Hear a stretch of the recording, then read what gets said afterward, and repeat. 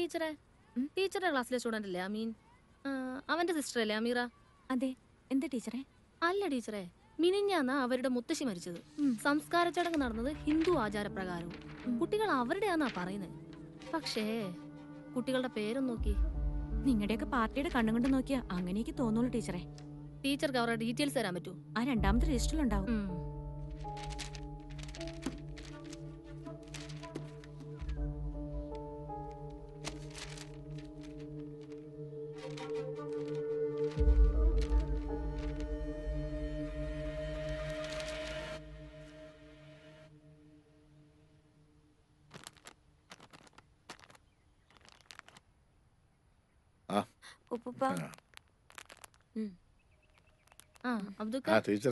എനിക്കൊരു പേന വേണം.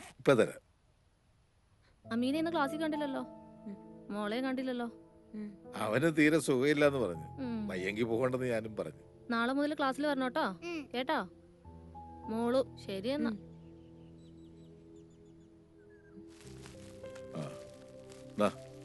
കൊടുക്കണേ. പോണേ.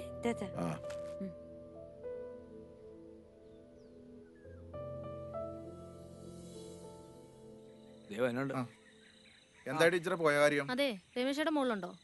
അമ്പലം വരെ പോയതാ. പോരും ടീച്ചർ ഓഫീസിലേക്ക് ഇരിക്കും.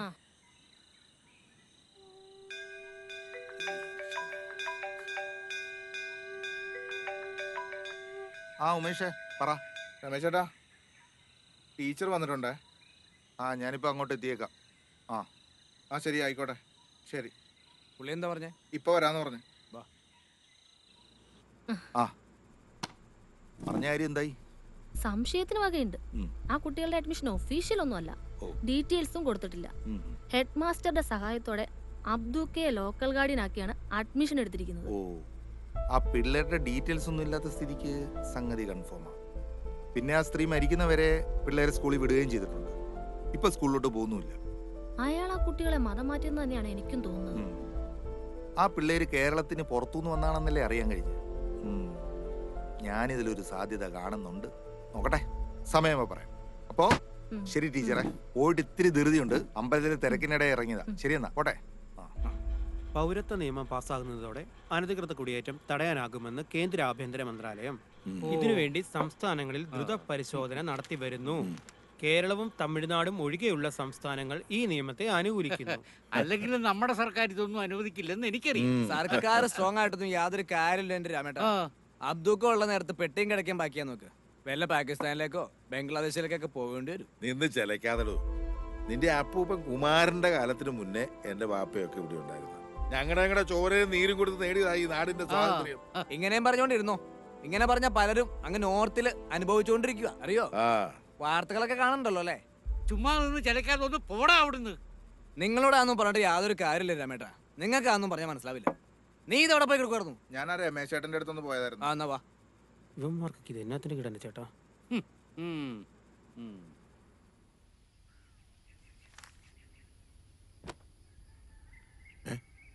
അല്ലോ മക്കളായിരുത്. അവിടെയായിട്ട് കത്തിക്കരുത്. അടുത്ത് വണ്ടി കിടക്കുന്നുണ്ടില്ലേ? അതിലെങ്ങനെ തീ പിടിച്ചാൽ അത് മുഴുവൻ കത്തിപ്പോവുകയല്ലേ? കത്തും കത്തും മക്കളെ, എല്ലാം കത്തിപ്പോവും. കത്തിക്കല്ലേ, അങ്ങനെ ചെയ്യരുതെന്ന് പറഞ്ഞില്ലേ? അതിലെന്താണ് മോനെ രസം? നമ്മൾ മറ്റൊരാളുടെ സ്വത്തോ ജീവനോ നശിപ്പിക്കാൻ പാടില്ല. നമ്മൾ ഈ ദുനിയാവി ജീവിച്ചിരിക്കുന്നിടത്തോളം കാലം മറ്റുള്ളവർക്ക് ഉപകാരം ചെയ്യാനാണ് പഠിക്കേണ്ടത്.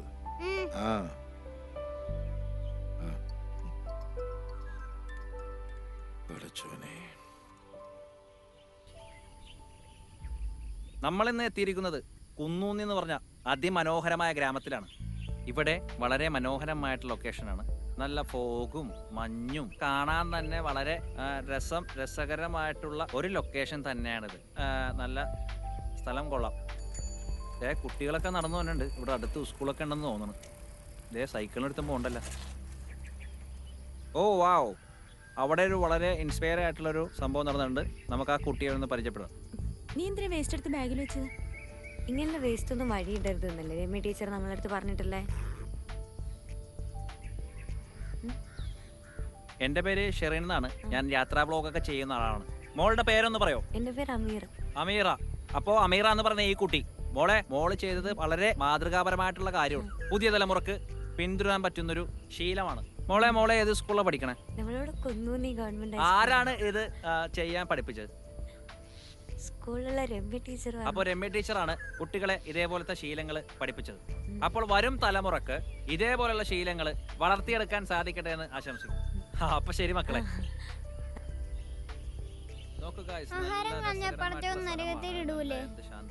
ആരെ പടച്ചോൻ? അറിയില്ല, പടച്ചോൻ തന്നെ. അപ്പൊ ഗൈസ് നമ്മൾ പറഞ്ഞു വന്നതാണ്, ഇവിടുത്തെ സ്ഥലം പോലെ തന്നെ ഇവിടുത്തെ ആൾക്കാരുടെ മനസ്സും സുന്ദരമാണ്.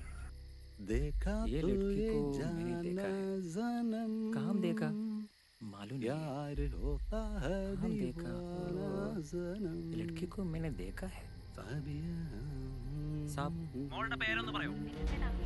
അമീറ. അപ്പോ അമീറ എന്ന് പറഞ്ഞ ഈ കുട്ടി अहमद का बेटी है ना? वो आतंकवादी का बेटी है। वीडियो में कैसे आया? हाँ, ब्लॉगर का वीडियो है। ആ ഞാനും ആ പ്രോഗ്രാം ടി വി കണ്ടായിരുന്നു. നമ്മള് കൊറേ എന്നിട്ട് ഞാൻ വീണ്ടും കണ്ടുകൊണ്ടിരിക്കുമ്പോഴാണ് അവിടെ. എങ്ങോട്ടാ? ക്ലാസ്സിലേക്ക്. അമ്മു നീ ക്ലാസ്സിൽ പോ. ഞാൻ നിന്നോടാ ചോദിച്ചത് എങ്ങോട്ടാ? ക്ലാസ്സിലേക്ക്. നീ എന്ന് മുതൽ ഇവിടുത്തെ സ്റ്റുഡന്റ് ആയത്? നിനക്ക് ഇവിടെ അഡ്മിഷൻ എടുത്തിട്ടുണ്ടോ?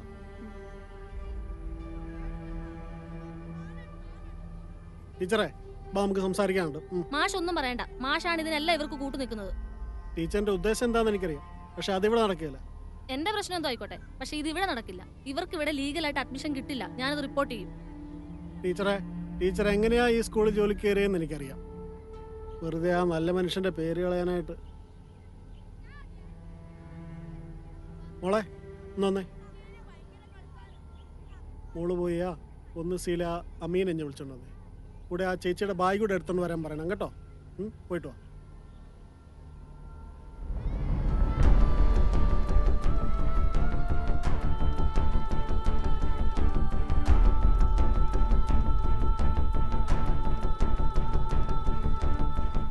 വാ മോനെ.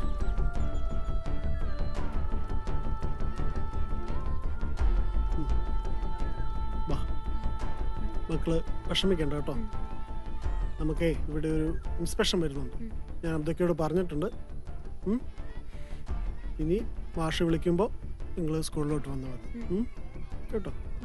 ഓക്കെ.